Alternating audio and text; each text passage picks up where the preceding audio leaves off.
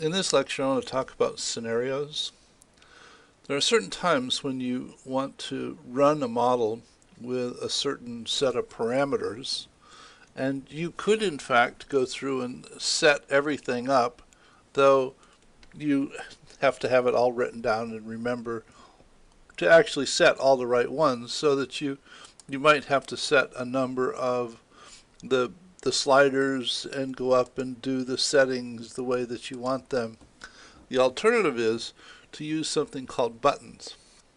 Now this model is simply the same simulation model from the previous lecture, cloned and the name changed to scenarios.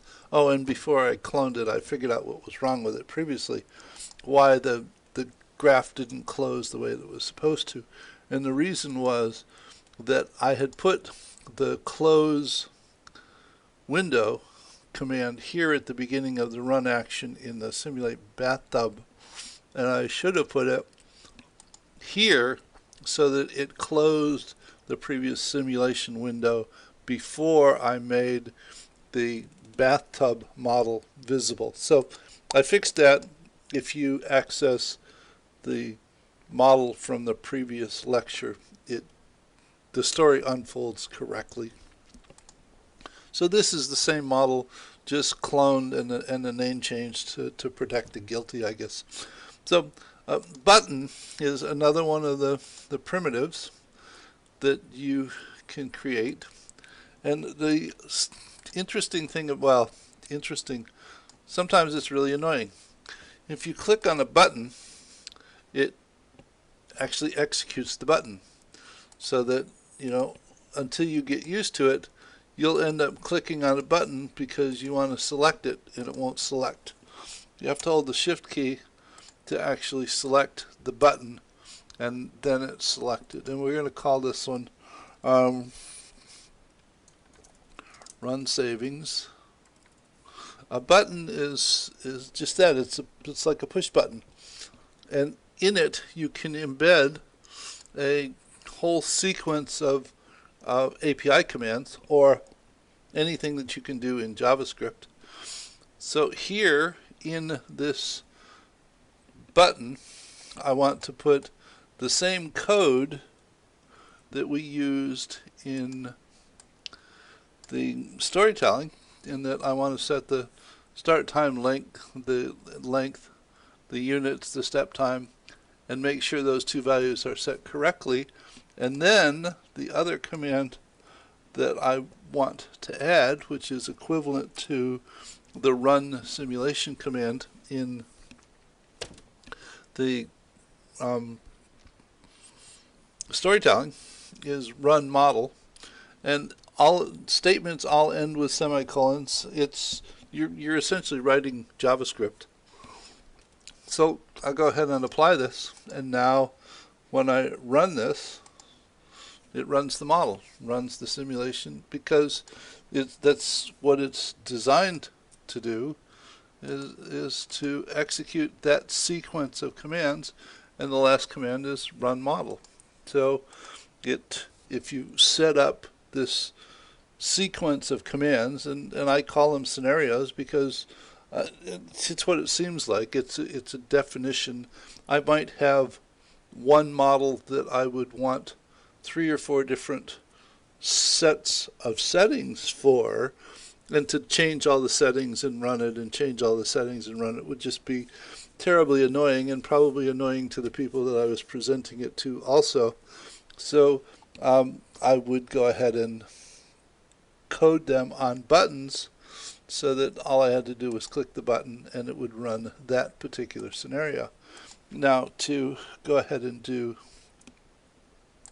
the bathtub, I'll go ahead and select this and then hold down the control key and clone it, and then I'll call this run bathtub,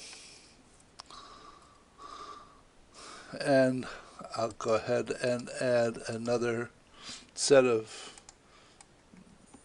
commands to set things the way that I want them for the bathtub, so that the start time and the time length are the same, but I want the units to be in minutes, and I want it to step every 15 seconds. Set the initial water level to 0, desired water level 50, and tell it to run the model. So now when I click this, it runs the model, but it opens savings as opposed to bathtub. And what I really want to look at is this model. Now this you're going to find extremely ugly. Even I think it's ugly. I had to have Scott put this together for me, and I've asked him to create a API command that's equivalent to the run simulation and specify the window that you want open. This is a function that he built that tells it to run the model and select the display and return and select bathtub.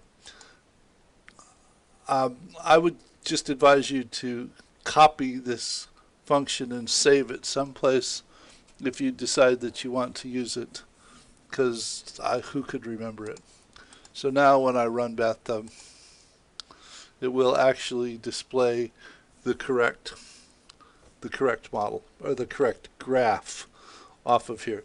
So, and the other one wasn't closed. So if you want to do this, if you want to use this for some other graph and some other model, the only piece of this you have to change is the name right here where it says bathtub.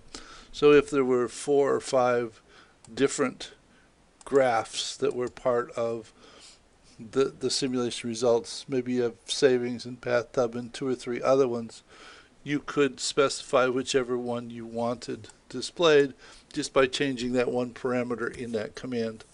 So this is an introduction to what you can do with scenarios. You can also use the API command so that you might, in the construct of the button, ask the user for inputs for a couple of values, and it would then go ahead and run the model with the values that they specified during the run.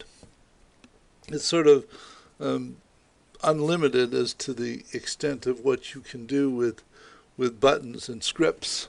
Before there was storytelling, when Scott Fort Monroe, the person who developed Insight Maker, first implemented buttons and told me about them, I said, well, what am I going to do with them? And then within 3 or 4 months, I had figured out how to use buttons to do storytelling, because there was a time when there was no storytelling.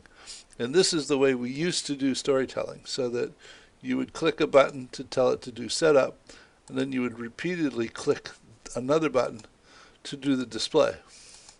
And that was the nature of storytelling at that point in time.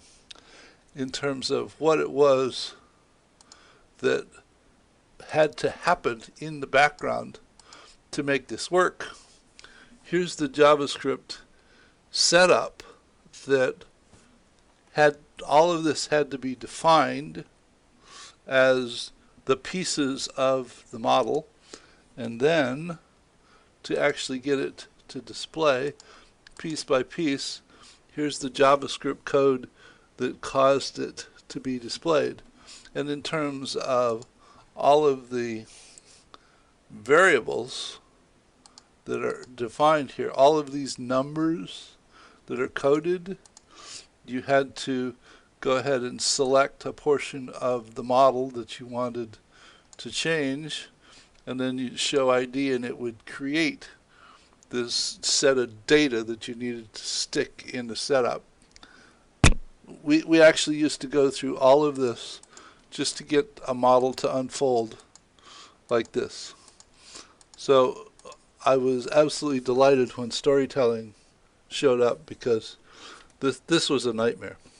But it should give you an appreciation for how powerful, or what the potential is for what one can do with buttons if they have something unique or specific they want to do in the context of a model. Because all of what is in the API, all of these commands, and all of the JavaScript language can be embedded on a button to do, pretty much whatever comes to mind. So, hope you found this interesting, and I'll see you in the next video. Bye.